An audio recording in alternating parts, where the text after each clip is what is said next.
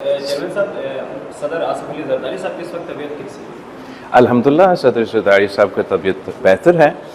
तकरीबन एक हफ़्ता पहले सदर ज़रदारी साहब को he broke his leg, 4 fractures थे तो उसका इलाज चल रहा है। कुछ हफ्तों का रेस्ट चाहिए होगा और इंशाल्लाह ताला पूरा तरीके से सेहतयाब जल्द से जल्द हो जाएगा। अच्छा चेयरमैन साहब, गुज़श्ता बदकिस्मती से दहशतगर्दी का वाक़या हुआ, जो चीनी मारे गए, चीनी सफ़ीर का बयान आया है कि उनके लिए ये दोनों कत्ल नाकाबिल कबूल है। इस पर आप क्या कहते हैं? हम तो बात कम्प्लीटली एग्री। हम तो समझते हैं कि किसी एक कत्ल भी पूरी इंसानियत का कत्ल होता है और पाकिस्तान में हम अपना जो सकाफ़त के लिहाज से पूरा पाकिस्तान में मगर ख़ास तौर में सिंध में बलूचिस्तान में हम अपना मेहमान नवाजी को अपना सकाफ़त का बड़ा अहम हिस्सा समझते हैं।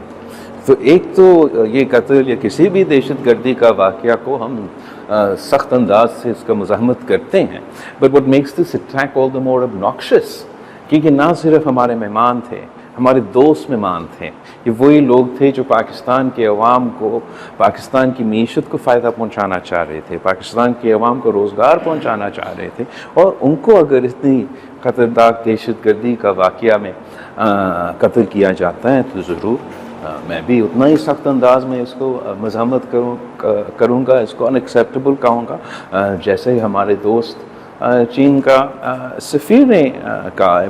मगर ये काफ़ी नहीं है।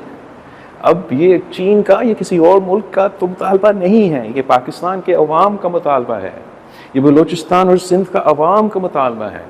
क्योंकि अब हम ये बयानबाजी जो मुसलसल सुनते हैं कि वाक़या होते हैं, हम जैसे बड़े बड़े सियासतदान बड़े बड़े तगड़े स्टेटमेंट्स दे देते हैं, कभी कभार पहुंच जाते हैं उनके यहाँ ताज़ियत करने के लिए वो लोग जो शहीद हुए, या अब ये अफसोस प्रेसिडेंट बन गया है कि जो हमारे मेहमान हैं उन पे दहशतगर्दी का हमला होता है, पाकिस्तान की पूरा क़यादत जाके उनका असेंबली एम्बेसी में ताज़ियत करते हैं।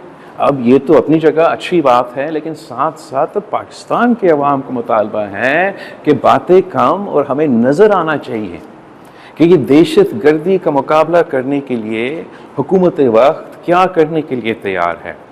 हम समझते हैं कि इंटरनेशनल सतह पर, आलमी सतह पर हमें अपने इंटरनेशनल पार्टनर्स के साथ मिल के ये पूरा बैनुल-अक़वामी जो नेटवर्क है उसको एक्सपोज करना चाहिए, उसका मुकाबला करना चाहिए। डोमेस्टिकली हमें एक नेशनल एक्शन प्लान 2.0 की ज़रूरत है ताकि इस वक्त बलूचिस्तान से लेके हमारा साबिक कबायली इलाकों तक जो दहशतगर्दी का आग फैला हुआ है, ये हुकूमत का ज़िम्मेदारी है। हम ये ज़िम्मेदारी कबूल करें कि हम इन दहशतगर्दों का एक बार फिर मुकाबला करेंगे और इंशाअल्लाह ताला सब मिलके एक बार फिर इनको शिकस्त दिलाएंगे। आपने जिक्र किया अभी बैनुल-अक़वामी सूरत-ए-हाल को मामला का, ट्रंप का इलेक्शन हुआ है, ट्रंप के इलेक्शन जीते भी हैं, कुछ एक आपकी तस्वीर भी वायरल है ट्रंप के दामाद के साथ बड़े सोशल मीडिया पर। ट्रंप की सिलेक्शन को किस तरह देखते हैं पाकिस्तान की सियासत में, बैनुल-अक़वामी सियासत में? जहाँ तक ट्रंप का इलेक्शन है, वैसे हमें पाकिस्तान की ही फिक्र होता है, पाकिस्तान के इंटरेस्ट का फिक्र करते हैं, पाकिस्तान के अवाम के बारे में सोचते हैं। और जहाँ तक किसी और मुल्क का, किसी दूसरा मुल्क का इलेक्शन का ताल्लुक है, आपको इतना ही फिक्र होता है, उस अंदाज से देखा जाता है कि इसके क्या असरात हो सकते हैं अपने अवाम पे, अपने मुल्क पे।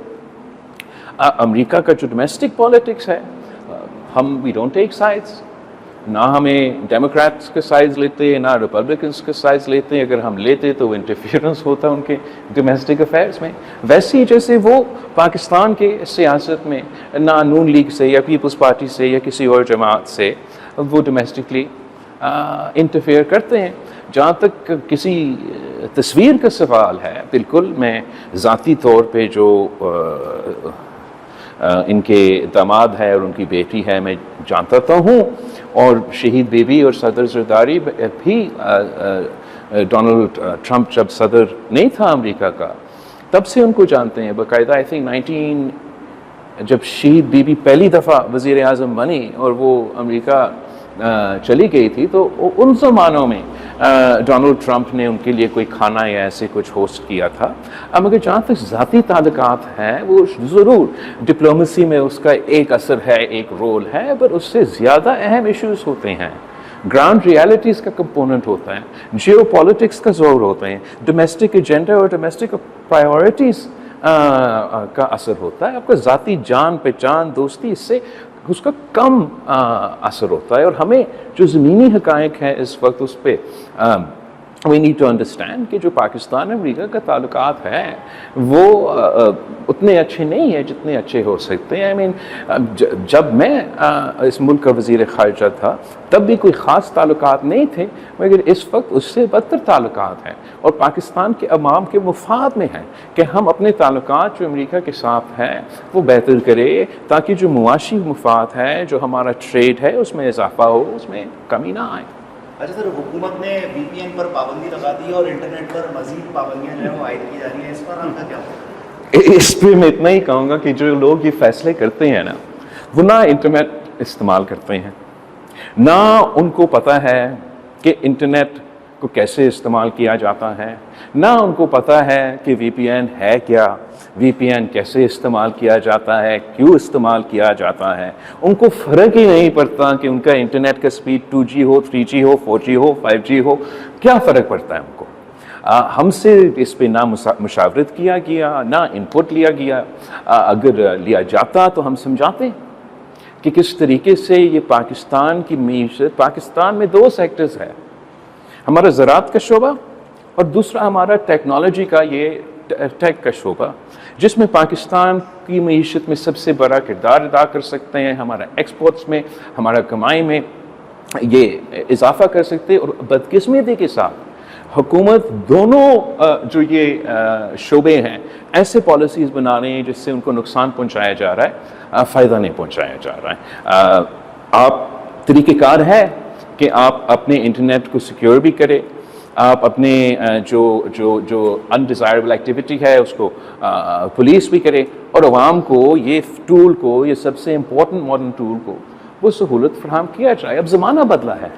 एक ज़माना में आपके इंफ्रास्ट्रक्चर होता था कि सड़क बनाना, पुल बनाना, बस लेके देना। अब इंफ्रास्ट्रक्चर का मतलब है कि इंटरनेट कनेक्टिविटी पहुंचाना, कितना स्पीड है आपका इंटरनेट कनेक्टिविटी का, ताकि ये जो नया इकोनॉमिक स्पेस है उस इकोनॉमिक स्पेस पे आपके अवाम अपना किरदार अदा करे। इस वक्त हम कहते हैं कि हमारे यहाँ 4G है, जबकि वो झूठ है, हमारे यहाँ 3G है। ऊपर से हमने उस 3G का इंटरनेट को इतना स्लो कर दिया कि तकरीबन मेरा बचपन का 1990s का इंटरनेट जो टैं टैं करके चलता था उस स्पीड तक पहुंच चुका है। ऊपर से हमने VPN पे अब पाबंदी लगा दिया है, मगर वो साइट्स, दूसरे साइट्स पे भी हमने पाबंदियां लगाई हैं जिसकी वजह से हम VPN इस्तेमाल कर रहे थे। वो आम लोग तो इसलिए इस्तेमाल करते हैं जो यहाँ इकोनॉमिकली इस सेक्टर में मौजूद है। मसलन ऐसे काफ़ी सेंटर्स हैं जो वेस्टर्न दुनिया के हेल्थ फैसिलिटीज़ के लिए बैक एंड काम करते हैं, और यकीनन इंटरनेशनल क्लाइंट्स ये चाहेंगे कि इनके हेल्थ रिकॉर्ड्स के सिक्योरिटी का यकीन दहानी दिया जाए। VPN का मतलब ये है कि वो डाटा सिक्योर है। अगर VPN नहीं है तो